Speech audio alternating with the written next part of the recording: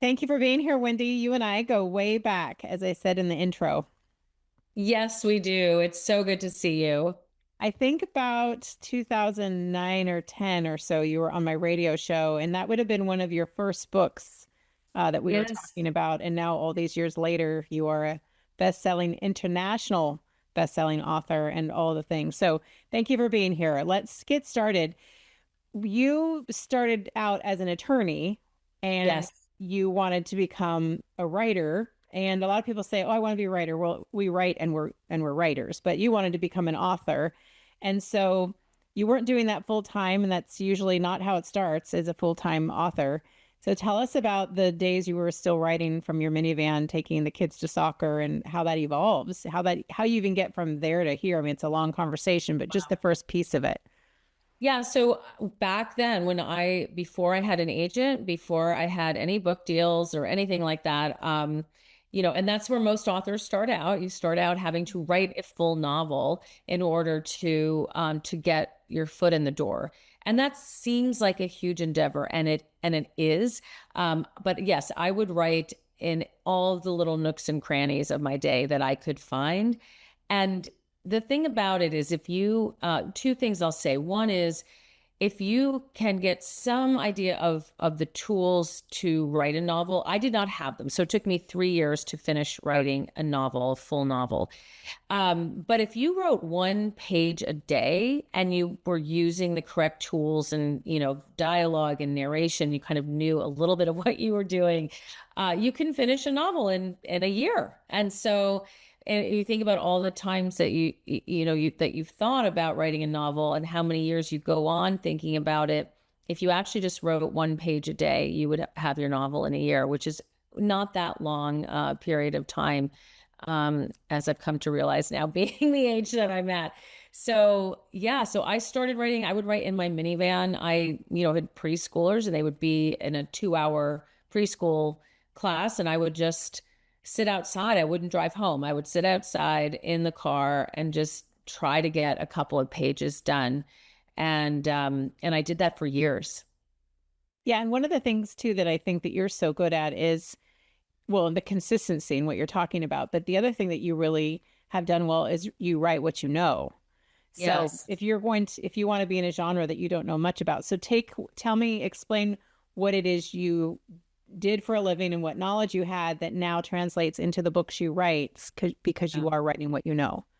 Well, I mean, I look at it two different ways. So one is, the first novel I actually tried to write was a legal thriller because I was a lawyer, and that's also what I read. So it's what I thought I could write. And what I've realized is over time is that every novel that I've ever written has my own knowledge in it. We all have knowledge. So we have the knowledge from a profession, maybe, or from that we extrapolate from a profession. So I took a lot of psychology when I was a divorce lawyer. I took a lot of the psychology I learned into my psychological thrillers, even though they weren't about custody cases or divorce. But the other piece of it is just our life experiences, the reactions we've had to things, the our family environment, our friends, our children, everything that we've ever done is something we know. So when I think we get advice or we give advice to write what you know, in my mind, that can mean the two very different things, and I think they both are really relevant.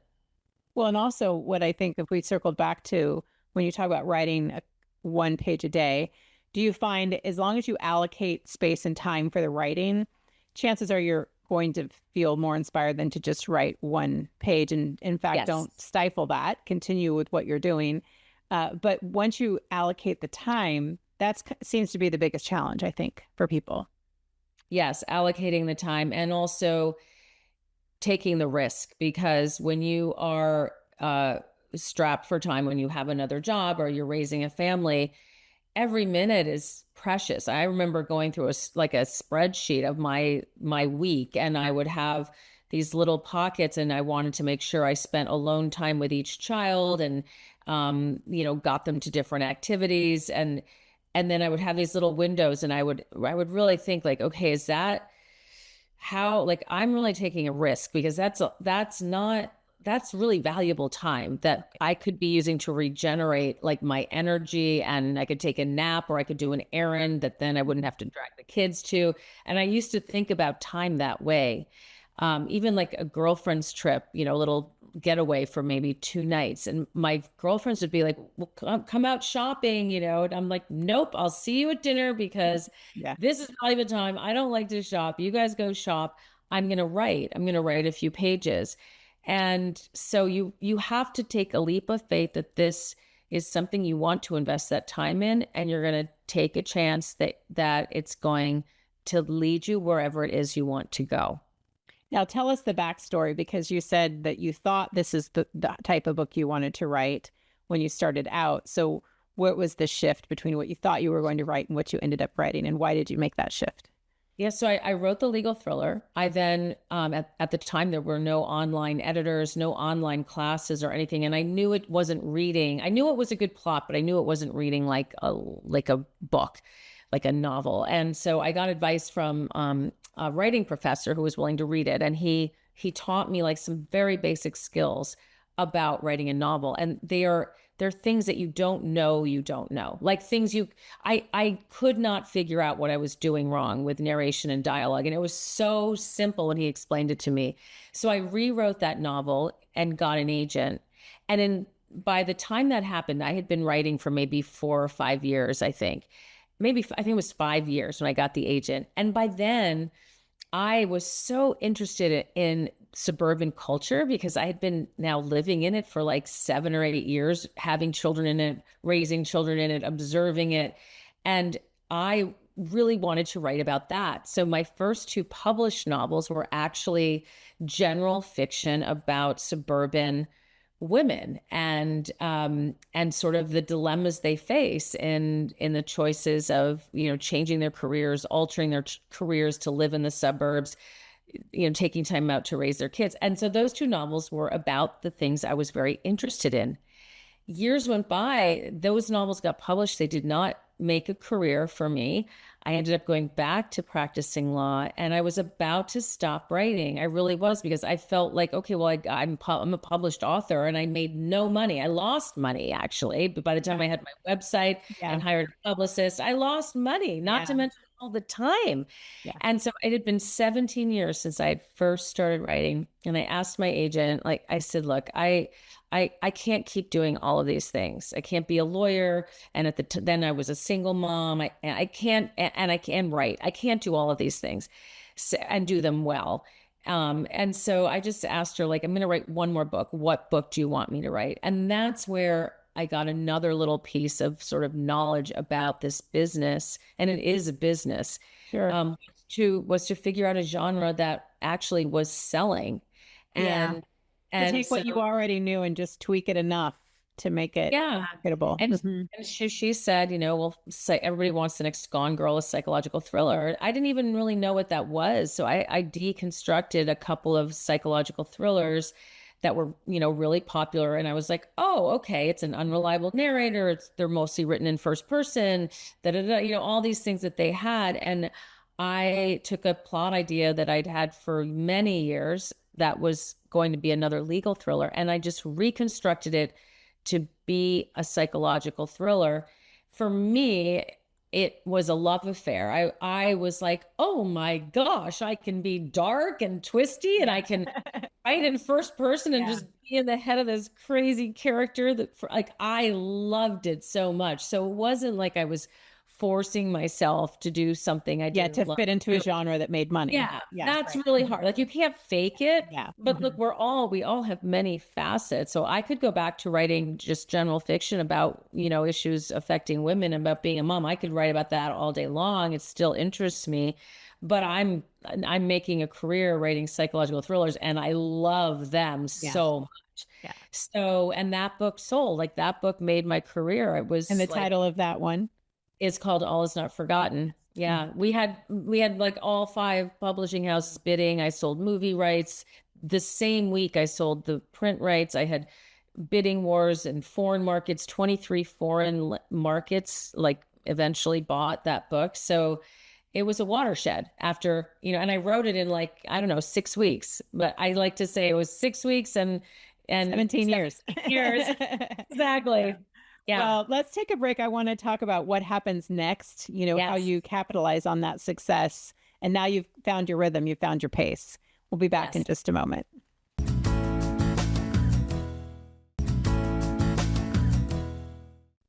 Okay, Wendy, we're talking about the success you had. You were about to give up writing after 17 years of writing and being published, but not making any money. And a lot of people don't realize what it takes to make money. There's the writing and then there's the author business of things, very different things. And so you say to your agent, what type of book should I write? What do you recommend? You wrote a psychological thriller, movie rights, all these things, bidding wars, all these things started happening for you on this book you almost didn't write, which Yeah. here's part of the message, folks, is don't give up, but also strategize. You made some adjustments to what you were writing and you dove into something and taught yourself some new things and got some advice. So how do you make sure you capitalize on that next step? Like my thought would be like, oh, I've got movie rights, I've got this, I've got that. I think I'm just going to chill for a little while, but the momentum is a thing. So what did you do? Oh yeah, so then your publisher wants, it depends how many books in your deal you have. I had one book. And then the next deal was again for one book. And I mean, oh my, if I could go back and like not make all the little mistakes that I made, it would be on a different path. But we could say that about every career. So what would you say? What's the one thing or two things that stand out to you, just for anyone watching, not make this? Yeah, the very first one was not knowing how to write a novel. I mean, I spun my wheels, really not studying the craft and assuming that because I could read novels, because I was a lawyer, I went to law school, clearly I know how to write, but writing a novel is very different and very specific. So, and I read a lot. A lot of friends will come to me, or friends of friends, and they'll have a novel that they've written, and they, in their mind, this book is good to go, and I will read it, and I immediately, and now I'm actually really honest instead of just saying, oh, it's great, go out and try to get an agent. I'm really honest, and there are so many resources now for paid editors. So, and that is one thing too. Like if you're new at this, get a paid editor. It's worth the money to just polish it up. There are things that, that are like such red flags that an agent, if you're submitting, an agent will see, that, I mean, I can't even go into all of them, but they're just there. They're red flags. And when I see them in a manuscript, I'm like, this just reads like novice. It's like math, right? It's like a formula now that you know how to see and you can't unsee it. You can't unsee it once you see it and you learn and you're like, okay. And so there's that. There's definitely learn the craft and don't start submitting stuff until it's polished, because now that agent probably will never. The door closed. Yes. Or they're like, no, that person isn't good.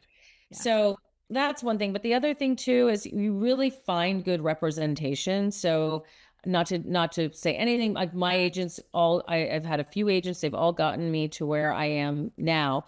But looking back, we had a one book deal, and then I wrote a whole other novel. Instead of pitching an idea to my publisher who had an option and saying, do you like this? Would you like me to write it? And will you contract it? We decided that I should just write a whole new novel because I write really fast. I wrote an entire novel, and my publisher didn't love it. They bought it, but they wanted me to change like 80% of one of the backstories in it, which was really, I had to really rewrite the entire novel. And so, that was a little bit of a misstep to understand that this is a business. So your first novel sells, you got to stay in that game, and you have to strategize, and you have to figure out, okay, I have this option. Do we pitch? Do we go with a pitch? Do we, and it'll be specific to your situation, but listen, talk to your agent, ask questions like, is that really the best thing for my career? Or like, if we really like this publisher, let's just talk about what the next book should be, because they will probably have an idea. If you are in a commercial market like thrillers, they will probably have an opinion about what that next book should be, or whether or not they like what you're planning to write. Then don't waste your time. Get it under contract, get your book under contract as soon as you can, get the input from the editor as soon as you can, so that you're not having to rewrite a book. So that's the other thing I would say. Once you have that deal, you're like, oh, I'll just write whatever I want. Those days are kind of over, if you are in a highly commercial area. Okay, let's take a quick break because I want to talk about now what is coming for your next project. So, Yeah. The Room Next Door is produced for Audible only. So, it's not even coming out in print. And it's Right. the first time you've done this, and there's an entire cast. It's really amazing. I mean, it kind of reminds me of what my grandparents told me about listening to stories on the radio when there was no television. So, Yes, it's exactly what it's something like. like Yeah. that. Yep. Let's take a break. We'll come back and talk about it.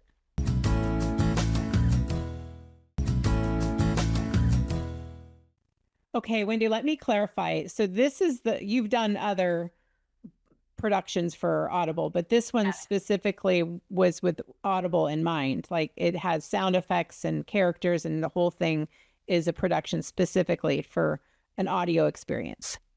Yeah, so this is my fourth, what we call Audible Originals, um, but it has really evolved my career at Audible, which is I also still write print novels, but I just love this sort of avenue for my career so much because uh, Audible has really allowed me to sort of take a risk in how I've created this new story. I did a novel for them that was a traditional novel, and that became an Audible original. And then I did something that was like we were talking about, like an old fashioned radio play with sound effects and music and a full cast. And it was short, though; it was not written as a novel. And this one, we decided to do something that was like a full length novel. Uh, but I wrote the narration to be seamless for audio. So there's no interruptions with he said, she said, things like that. It's just, I wrote it, I actually dictated a lot of it so that it sounds like each character is speaking directly to you and telling you a story. And that just makes it it's such an immersive experience. And then there are these little scenes that are scripted, so you do get to hear all of the characters that are involved in the story, that are having conversations with our three main narrators. You get to hear those conversations as if they're happening in real time.